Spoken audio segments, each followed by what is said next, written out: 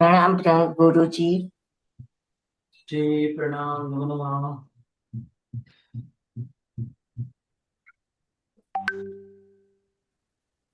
સરખું અનુમોદન આપ કેટલી મહેનત કરો છો, કેટલું ઈઝી અમને લખીને દીધું છે ને, કે ન સમજાતું હોય ને એને બી સમજાઈ જાય એટલા ફાઇન આપણે વિકલ્પ પણ લખી દીધા છે.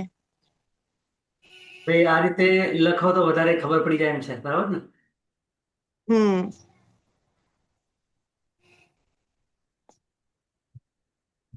કોઈ કન્ફ્યુઝન બી આમાં હવે ન થાય. 24 ના ટોટલ 11 છે. તો એક નીચે આવ્યો જે વૈક્રિય વાયુ કહેને હોય ને 92 88 86 ની સત્તા હોય. બહુ સિમ્પલ છે આ તમે એકદમ એકવાર બે વાર જોશો તો તમને એમ ખ્યાલ આવી જશે આ શું છે એમ. ચાલો હવે અપર્યાપ્ત એકેન્દ્રીય પ્રાયોગ્ય 23 ના બંધનના 4 વિકલ્પો કે જેની ઉપર ઉદય ભાંગા ઉદય ભંગ એટલે ઉદય સ્થાન એના ઉદય ભાંગા અને સત્તા સ્થાન અને ટોટલ સંવેદ કેટલો થયો એની વિચારણા આપણે કરી. બધી લગભગ આપણે કોના પર વિચારણા કરી? અપર્યાપ્તા એકેન્દ્રીય પ્રાયોગ્ય. અને એના પછી વિચારણા આપણે કરી હતી પર્યાપ્ત એકેન્દ્રીય પ્રાયોગ્ય 25 નો બંધ. હવે ત્યાં 23 ના બંધના 4 વિકલ્પો કયા હતા? તો બાદર, પ્રત્યેક, સૂક્ષ્મ અને સાધારણ. હે ને? બાદર, સૂક્ષ્મ, પ્રત્યેક અને સાધારણ, આવા 4 વિકલ્પો હતા. હવે 25 ના બંધે પહેલા બંધની જ વિચારણા કરીએ આપણે. બંધ, ઉદય અને સત્તાનો સંવેદ જોવાનો. પહેલા બંધની વિચારણા પરફેક્ટ સમજી લઈએ. એકેન્દ્રીય પ્રાયોગ્ય 25 નો જે બંધ છે એ 25 ના બંધના પ્રકાર કેટલા? ટોટલ 20. કેટલા? 20 20. પ્રકાર છે. જી રાઈટ. 20 પ્રકાર છે. એની અંદર આપણે જીવોની અપેક્ષાએ અલગ અલગ ભેદો કરી દઈએ. પહેલી વાત આવું કેમ કરવાનું? કારણ કે ભાંગાઓ બહુ સરળતાથી ખબર પડે એ માટે.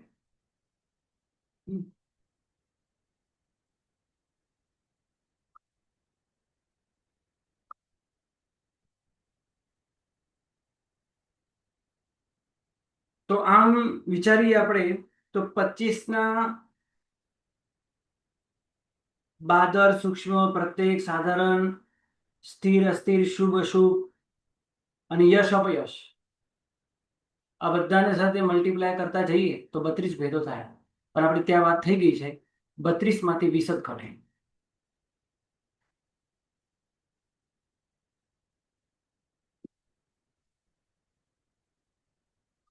આપણે બંધના વિકલ્પો વિચારીને જ આગળ ચાલીએ. આ છે બંધના વિકલ્પ 25 નો બંધ. એકેન્દ્રીય પ્રાયોગ્ય અને પર્યાપ્ત જ જીવોને જ હોય એટલે પર્યાપ્ત પ્રાયોગ્ય જ આ બંધ છે. અને એના આ રીતે સૂક્ષ્મ, બાદર, પ્રત્યેક, સાધારણ, સ્થિર અસ્થિર, શુભ અશુભ, યશ અપયશ ભેદ ભંગાઓ થાય. આ બેની સાથે આ બેની સાથે ગુણાકાર, પછી ફરીથી બેની સાથે ગુણાકાર, બેની સાથે ગુણાકાર, બેની સાથે ગુણાકાર, 32 ઘટે. 32 માંથી 32 થાય પણ ઘટે 20 જ. અમુક ભાંગાઓ ના હોય. જેમ કે સાધારણની સાથે અને સૂક્ષ્મની સાથે અપર્યાપ્ત જ હોય, પર્યાપ્ત ન હોય. તો કયા 20 ઘટે એનું એટલે 32 માંથી, અને કયા 20 બાકીના 12 કયા ન ઘટે એ બધું તમને અહીંયા દેખાય છે. એમાં એક નિયમ એ છે કે સૂક્ષ્મ કે સાધારણ હોય, બેમાંથી કોઈ પણ એક હોય, સૂક્ષ્મ અથવા સાધારણ હોય, ત્યાં યશ પણ ના ઘટે. એટલું યાદ રાખો. એટલે તમે જો આપણે અહીંયા યશ છે તો અહીંયા સૂક્ષ્મ આવે છે. અહીંયા તો બંને છે, સૂક્ષ્મ અને સાધારણ. અહીંયા પણ બંને છે એટલે આ વિકલ્પ નહીં ઘટે. અહીંયા જો પ્રત્યેક અને સૂક્ષ્મમાં આ સૂક્ષ્મ આવે છે, આ ન ઘટે. સૂક્ષ્મ અને પ્રત્યેક ની અંદર આ સૂક્ષ્મ છે એટલે ના ઘટે. અહીંયા બાદ અને અહીંયા સાધારણ છે માટે યશ ના.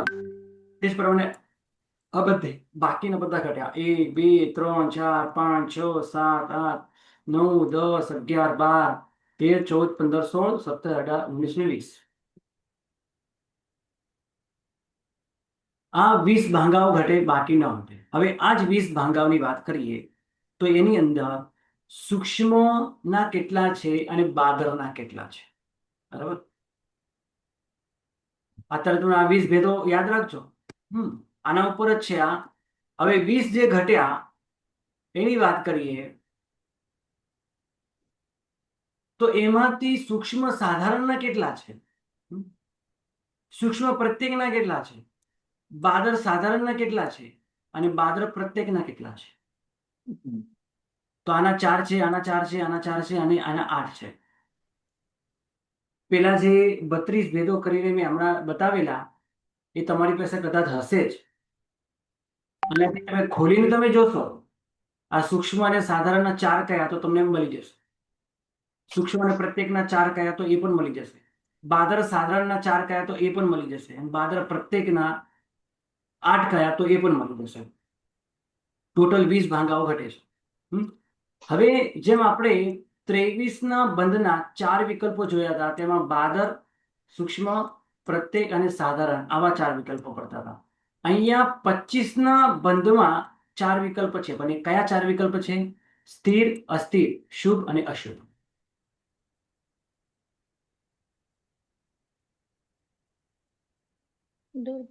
યશ અપયશ અને દુર્ભાગા રે. યશ અપયશ.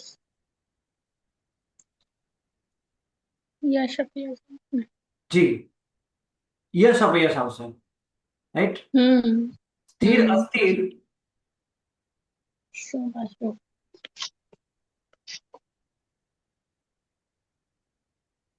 આ જે 4 વિકલ્પો છે યશ અપયશ,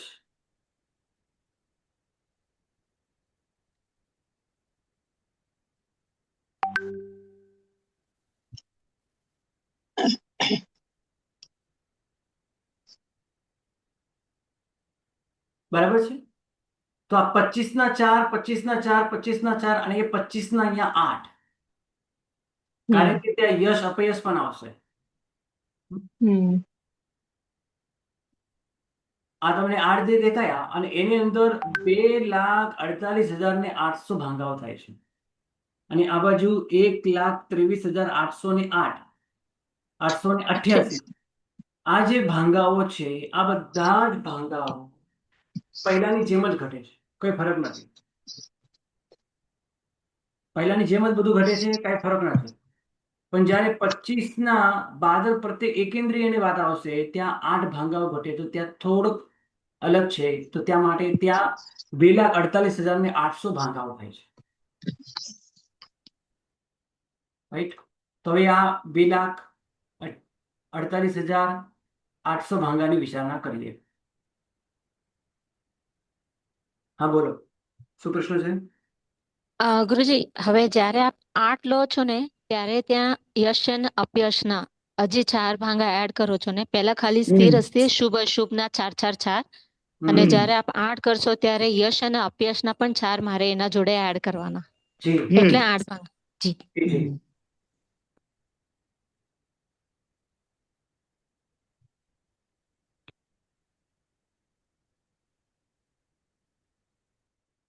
સ્થિર અસ્થિર, શુભ અશુભ અને યશ અપયશ, બરાબર? એટલે અહીંયા આપણે સ્થિર અસ્થિર લીધા અને શુભ અશુભ લીધા, અને અહીંયા સ્થિર અસ્થિર શુભ અશુભ યશ અપયશ લીધા, બરાબર? તો આ રીતે ભાંગાઓ બને. તો આપણે એને યાદ કરી લઈએ. હવે એકેન્દ્રિયના 21 ના ઉદયના 5 ભાંગાઓ છે, 5 ભાંગાઓમાં એટલે હું અહીંયા લખી દઉં સરળતા માટે, 25 ના બંધે 4 પ્રકારોમાં 21 ના ઉદયના 5 ભાંગાઓમાં 5 પ્રકારની સત્તા ઘટે.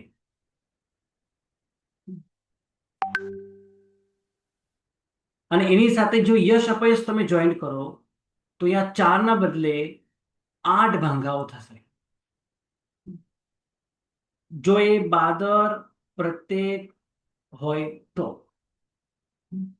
અને અત્યારે આપણે અહીંયા જોઈ ગયા છે કે અહીંયા 25 ના ઉદયના 4 ભાંગાઓ છે, અને સેમ ટુ સેમ જે અપર્યાપ્ત પ્રાયોગિકની જેમ જ બંધ થાય તો ત્યાં પણ 1,23,888 ભાંગાઓ થાય. હવે માત્ર આપણે 8ના જોવાના હોય તો હવે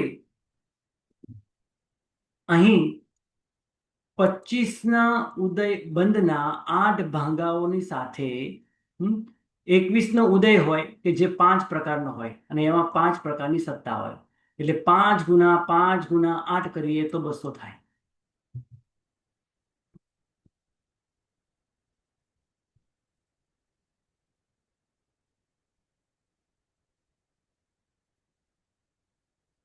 કોને ખ્યાલ આવી ગયો?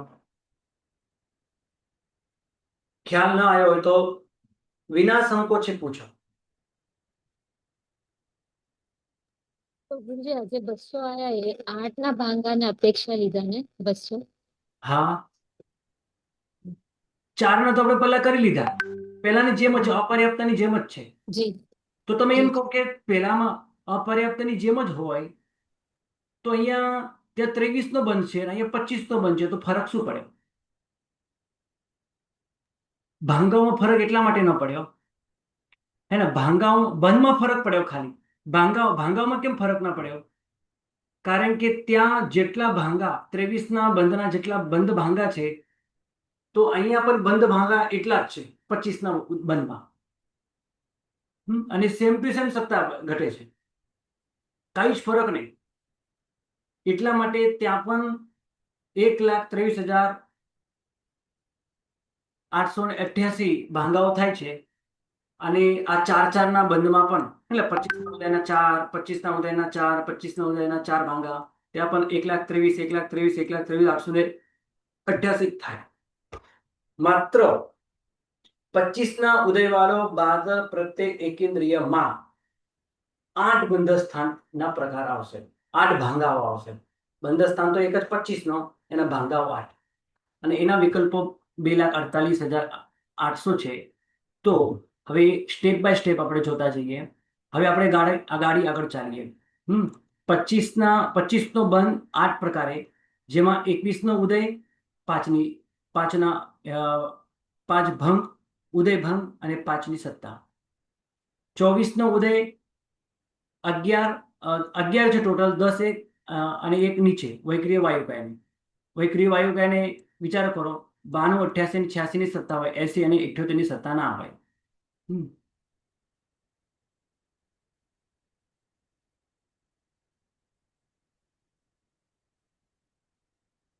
ઓકે, આગળ ચાલો. 25ના ઉદયના ટોટલ 13 ભાંગાઓ, 7 ભાંગા છે. તો 4, 2 અને 1 પહેલાની જેમ જ અહીંયા અલગ કર્યા છે. માત્ર ત્યાં 4ની સાથે ગુણાકાર કરતા હતા, આપણે અહીંયા 8ની સાથે ગુણાકાર કરવાનો, બાકી બધું સેમ ટુ સેમ. અને 8ની સાથે ગુણાકાર કરે, કારણ કે 8 ઉદયના બંધના ભાંગા 8 છે, એટલે 8ની સાથે ગુણાકાર કરતા, 4ની સાથે ગુણાકાર કરતા, 8ની સાથે ગુણાકાર કરતા આ સંખ્યા આવે અને બધાનો ટોટલ કેટલો આવે? 1,472. પ્રશ્ન પૂછો. ખબર ન પડી હોય તો પ્રશ્ન પૂછો. ગુરુજી હા, બોલો. અહીંયા જે આપ વૈક્રિય વાયુકાયનો જો 80 અને 78 નહીં લીધો, કારણ કે વૈક્રિય વાયુકાયને પણ વૈક્રિયનો ત્યાં ઉદ્ભવ ન થતી, એને ઉદય નથી, એટલે એને બનાવવાથી વૈક્રિય જતો રહ્યો છે ને. બેકરી ચતુસ હોય ને, બેકરી શરીર બનાવે એટલે તો બેકરી ચતુસ હોય એમ ને. નહીં કહેવાય. 80 અને 78 માં નથી ને પછી, હા, એટલે જ ના ઘટે ને પછી. હા, ના ઘટે એમ કહેવાય. એટલે એનો હાજી, મતલબ એમ છે સારું. કે વૈક્રિય વાયુકાયનો જીવ વૈક્રિય શરીર બનાવે તો વૈક્રિય લબ્ધિ જેને બાંધી લીધી છે એવો જીવ જો વૈક્રિય વાયુકાયમાં જાય અને પલ્યપમનો એક અસંખ્યાતમો ભાગ ની અંદર જ એ જો વૈક્રિય શરીર બનાવે તો ઠીક, એ તો ખાલી થઈ જાય, નહીં તો એ ખાલી થઈ જાય.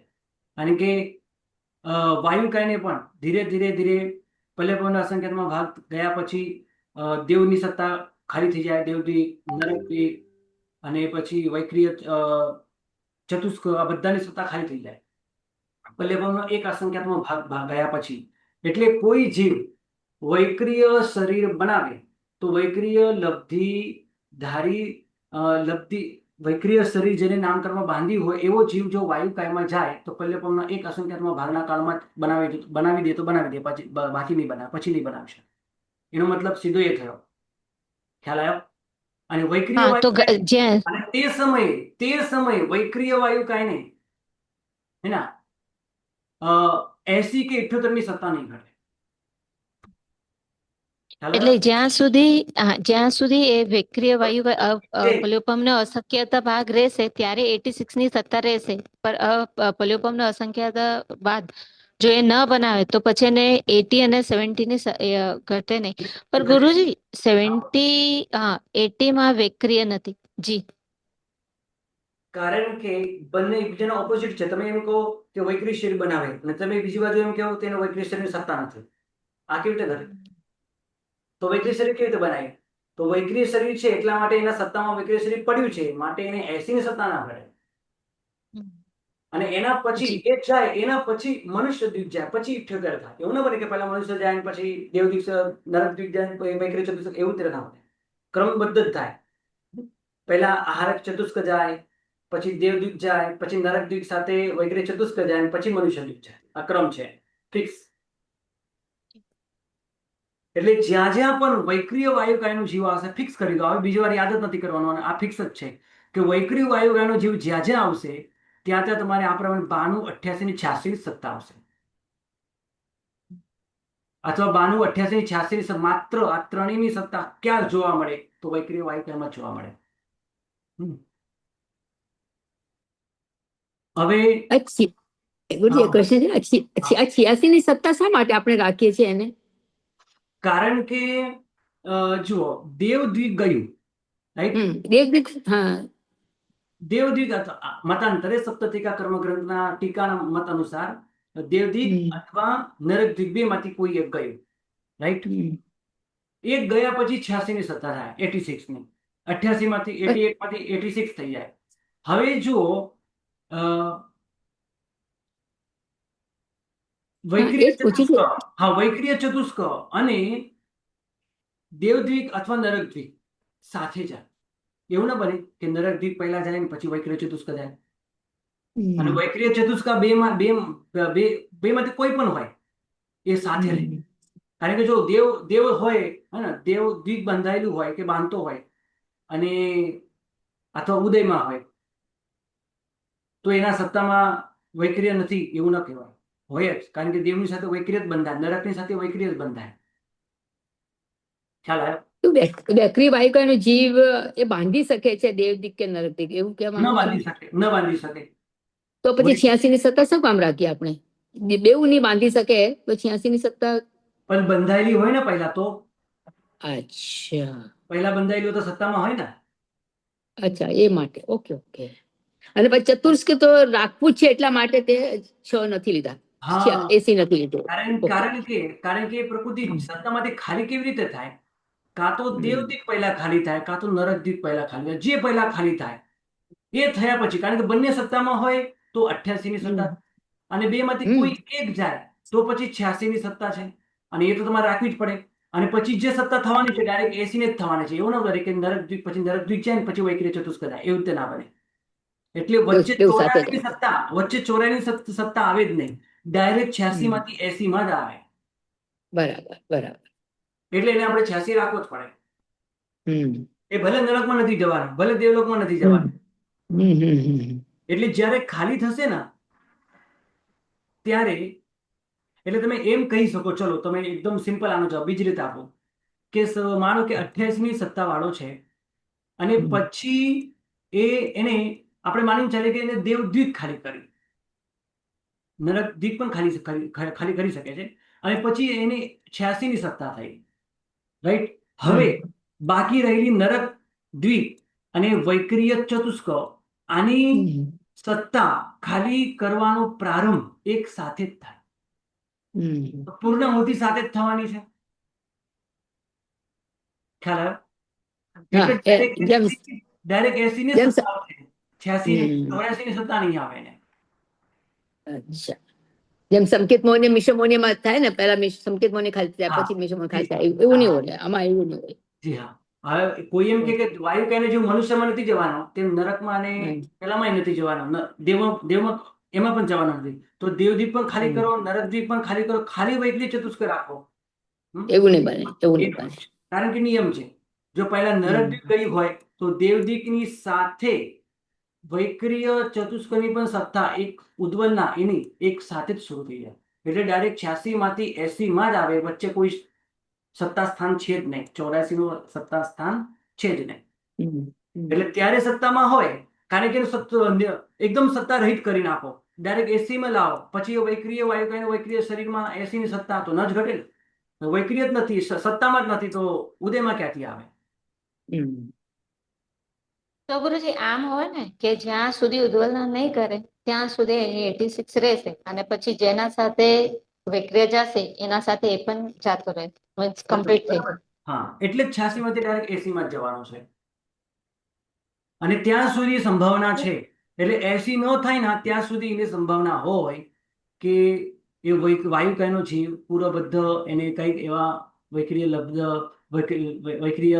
લબ્ધિ બાંધી હોય અને સત્તામાં પડી હોય તો અનાયાસે વાયુ કહે જીવની અંદર ગયો હોય અને ત્યાં એને ઉત્પન્ન એ વૈક્રિય લબ્ધિ આવી જાય. આવું શક્ય છે, પણ ક્યાં સુધી? આ રીતે પલ્યપમનો અસંખ્યાતમ ભાગ સુધી. એટલે સર 88 માં તો બધી સત્તા છે, નરદ્વીપ, દેવદ્વીપ અને વૈકલ્ય ચતુષ્ક, બરાબર, ત્રણેય સત્તા છે. ત્રણેય સત્તા છે. અને 86 માં કા નરદ્વીપ નથી ને કા દેવદ્વીપ નથી. બરાબર ને? હા. ઓકે. હવે જે ટેબલ આપણે પહેલા જોયો એ ટેબલ અહીંયા છે. 5, 10, 1, 4, 2, 1, 10, 2, 1 અને 6 ઉદય ભાંગાઓ. એમાં 21, 24, 25, 26 અને ક્યારેક વૈકલ્ય વાયુકાય આવ્યો, ક્યારેક તેવકાય પણ આવ્યો, વાયુકાય પણ આવ્યો. બરાબર. ત્યાં માત્ર 4 ની સાથે ગુણાકાર હતો, અહીંયા 8 ની સાથે ગુણાકાર છે.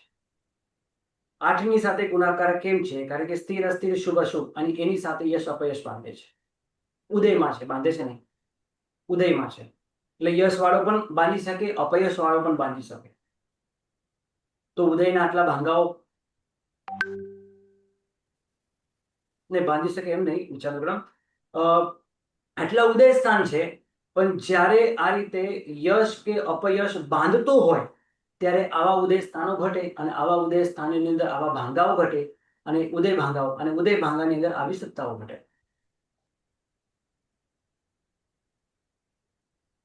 સર સત્તા અને ઉદય એક સરખા જ લેવાના, ખાલી બંધ ભંગ જે છે એ ડબલ થઈ જાય છે, એટલે આખો સંવેદ ડબલ થઈ જાય છે. બરાબર ને? બરાબર છે. હવે તમે ત્યાં જો કેટલા હતા જોઈ લઈએ આપણે. 736 હતા. 736 હતા. હા, તો થઈ ગયા 700, 1400 થાય, 36, 36, 72 થાય, 1472 થયા છે. બરાબર છે. ડબલ જ છે. પેલા 24 હા, 736, 700 ના ડબલ 1400 થાય, રાઈટ? અને 36 ના ડબલ 72 થાય, 1472. બધું સેમ ટુ સેમ છે. 1472. ચારના બંધના ભાંગાઓ હતા, અને અહીંયા ભાંગાઓ કેટલા છે? 8 છે. 8. ઓકે, આગળ ચાલો. વિકલેન્દ્રિય, એના 21 ના 9 ભાંગાઓ છે. એમાં 2 ઇન્દ્રિયના 3 છે, તેન્દ્રિયના 3 છે, અને ચોરેન્દ્રિયના 3 છે. એ જ પ્રમાણે 26 માં પણ છે, 28, 29, 30 અને 31 માં પણ છે. ત્યાં 2 વિકલ્પો છે. તો 2, 2, 2, 6 થાય છે. અહીંયા 4 વિકલ્પો છે, તો અહીંયા 12 થાય છે. 2 ઇન્દ્રિયના, તેન્દ્રિય અને ચોરેન્દ્રિયના. અહીંયા 6 વિકલ્પો છે, એટલે 6 3 18 થાય છે. અહીંયા ફરીથી 4 છે, તો અહીંયા 12 થાય છે.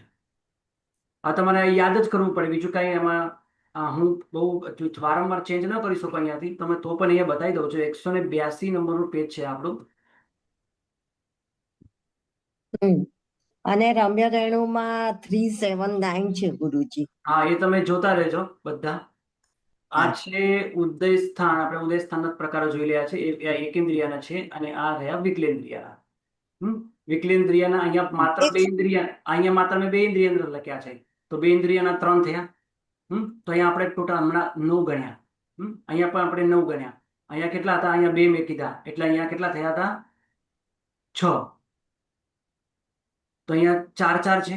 જો આ 29 ના 4 4 છે એટલે અહીંયા 12 થયા હતા. અહીંયા 6 6 છે એટલે 18 થયા, અને ફરીથી 4 છે એટલે 12 થયા. હવે કયા 3 છે એ તો તમે જોઈ શકો છો, પર્યાપ્ત, અપર્યાપ્ત, યશ, અપયશ. આ અલગ અલગ બંધાય છે, પણ અપર્યાપ્તની સાથે અપયશ જ બંધાય. એ જ પ્રમાણે પર્યાપ્ત અને અપર્યાપ્તની સાથે પર્યાપ્ત અને અપર્યાપ્ત સાથે અપયશ છે, અને પર્યાપ્તની સાથે યશ પણ છે.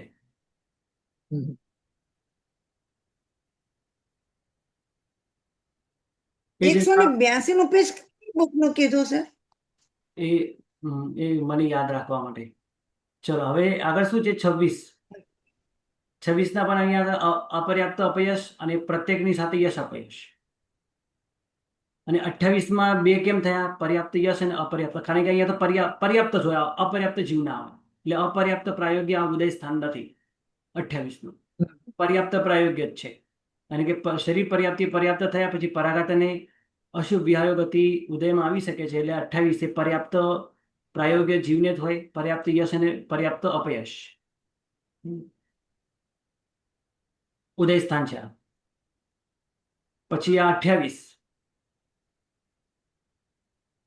અપર્યાપ્ત જીવ હોય એને આ રીતે આ બધા વિહાયો ગતિ વગેરે ઉદયમાં નથી આવતી. 21 અને 26માં ઉદય સ્થાનમાં જ મરી જાય છે. 28 29 બે રીતે થાય છે. એટલે આના 2 આના 2 2 4 થાય છે. 4 દુ આ રીતે કેટલા થાય છે? 4 ત્રિક 12 થાય છે. અહીંયા 30. બસ આ ઉદય સ્થાન તમારે યાદ કરવાના છે. હવે 180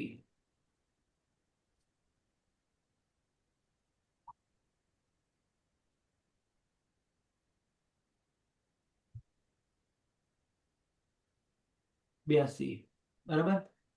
આ બધા ભાંગાની સાથે 5 અહીંયા જુઓ, અહીંયા પર્યાપ્ત અપર્યાપ્ત પણ છે. પર્યાપ્ત અપર્યાપ્તમ એ બંને છે. ઉદય ભાંગા 9 જ છે, અને બંનેમાં 5ની સત્તા હોય. કારણ કે ત્યાં વધુ સમય રહ્યો હોય તો મનુષ્ય દીપ પણ ખાલી થઈ જાય તો 78ની સત્તા પણ આવી શકે છે. પર્યાપ્ત થયા પછી પર્યાપ્ત જીવ હોય પછી એને સંભાવના રહે કે એ મનુષ્ય પ્રાયોગ્ય પ્રકૃતિ બાંધે. કારણ કે પરાવર્તમાન જ બાંધવાનો છે. સંભવ સત્તાની અપેક્ષા પછી આવી શકે, આવવાની જ છે. કારણ કે પર્યાપ્ત જીવ છે અને એ પરાવર્તમાન પ્રકૃતિ બાંધશે.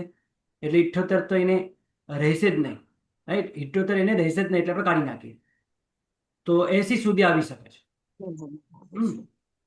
વૈક્રિય પણ ખાલી થઈ જાય એવું બને. અને એવો ખાલી થયેલો જીવ વિકલેન્દ્રિય હોય જેના સત્તામાં 80ની સત્તા, જેના સત્તામાં 80ની સત્તા હોય, અને એને 28નો ઉદય 6 ભાંગા હોય, તો એના કેટલા ભાંગા થયા? 2256. બસ ત્યાં પણ એ પ્રમાણે છે. અહીંયા પણ આ પ્રમાણે, ખાલી અહીંયા 4ની સાથે ગુણાકાર આપણે કરેલો છે. અહીંયા આગળ ત્રિયંશ પંચેન્દ્રિય 8 8, વૈક્રિય ત્રિયંશ અહીંયા પણ 8 8. બાકી બધું સેમ ટુ સેમ છે. અહીંયા તમારે આ ઉદય ભાંગાઓ યાદ કરવાના, અથવા તમારી પાસે પ્રિન્ટ કાઢીને કદાચ તમે લોકો રાખ્યું હશે તો તમારી પાસે આ ઉદય ભાંગાઓ પણ સામે લખેલા જ હશે, એ તમે યાદ કરજો. અને એને આટલા ઉદય ભાંગામાં 5ની સત્તા ઘટે. ખાસ અહીંયા જોવાનું છે એ જ છે કે 5ની સત્તા ક્યાં ઘટે છે, 4ની સત્તા કેમ અહીંયા હોય છે. કારણ કે આ પર્યાપ્ત જીવ હોય તો પરાવર્તમાને એને તે પ્રકૃતિ સત્તામાં રહેતી નથી. એક મિનિટ.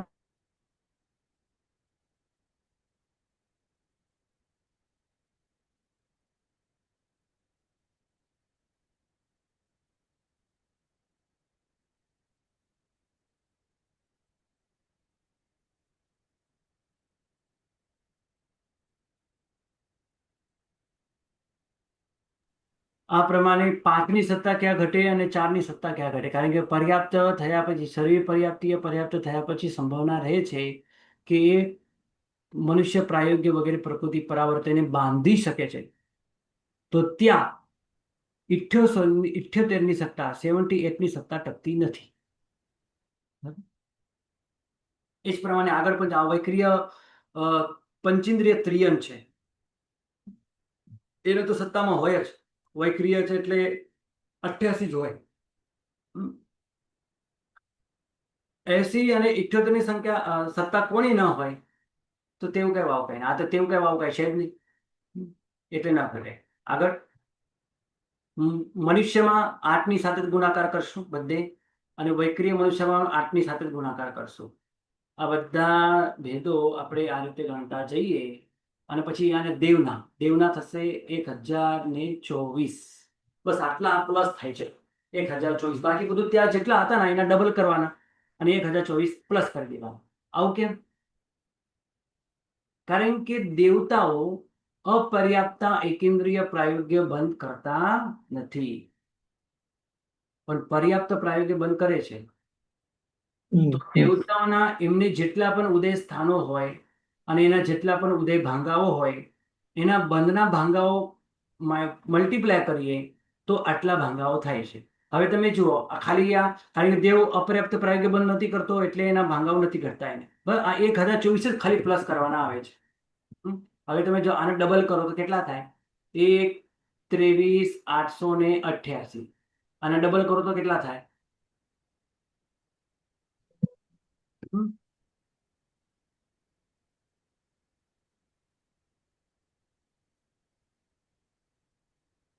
બે લાખ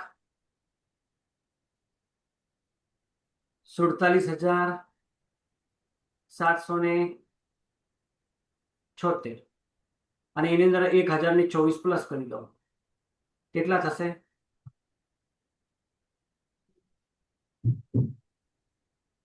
બે લાખ 48,800. થઈ ગયા? જી. 2,48,800. બસ આટલો જ ફરક હતો, બીજો કઈ ફરક જ નથી. કારણ કે ત્યાં 4 ની સાથે ગુણાકાર કરતા હતા, અહીંયા આપણે 8 ની સાથે ગુણાકાર કરવા. 8 ફરક હતો. એટલે હવે તમારે આ પણ થઈ ગયું. હવે આની અંદર જે ટોટલ 20 ભાંગાઓ થયા ઉદય સ્થાનના 25 હે ને, એમાં સૂક્ષ્મ એકેન્દ્રિયને સૂક્ષ્મ સાધારણને કેટલા ઘટ્યા, પ્રત્યેક સૂક્ષ્મને કેટલા ઘટ્યા, બાદર સાધારણ અને બાદર પ્રત્યેકને કેટલા ઘટ્યા, આપણે બધાને અલગ અલગ કરી દીધા. અને ટોટલ કેટલા થયા આ 20 ભાંગાઓના? એટલે 25 ઉદય એટલે 25 બંધ સ્થાનમાં એના ટોટલ 20 ભાંગાઓ હતા. બંધ ભાંગા 20 હતા. એમાં સંવેદ કેટલો થયો? જુદી જુદી સત્તા હોઈ શકે, 5, ક્યારેક 4, ક્યારેક 3, બરાબર? તો એના ભાંગાઓ ટોટલ કેટલા થયા? 6,20,400. અને એટલા 26 બંધને પણ થાય. અમે લખી દીધું છે પર્યાપ્ત કેન્દ્રીય પ્રાયોગિક 26 બંધે, પણ એટલા જ 4,47,600. હવે થોડાક વધ્યા. કેમ? કારણ કે અહીંયા 8 ની સાથે ગુણાકાર કરતા હતા ને, અહીંયા 16 ની સાથે ગુણાકાર. 16 ડબલ કરી. હા, ઉદ્યોગ પ્લસ થઈ જાય. એટલે 26 ઉદયના ટોટલ 16 ભાંગા છે અને એને 26 ને 16 ની સાથે ગુણાકાર કરતા આ રીતે 4,97,600 ભાંગાઓ થશે. એકેન્દ્રીય પ્રાયોગિક તમારો સંવેદ પૂર્ણ થઈ ગયો. હવે આવતીકાલથી વિકલેન્દ્રિયની વાત કરીએ.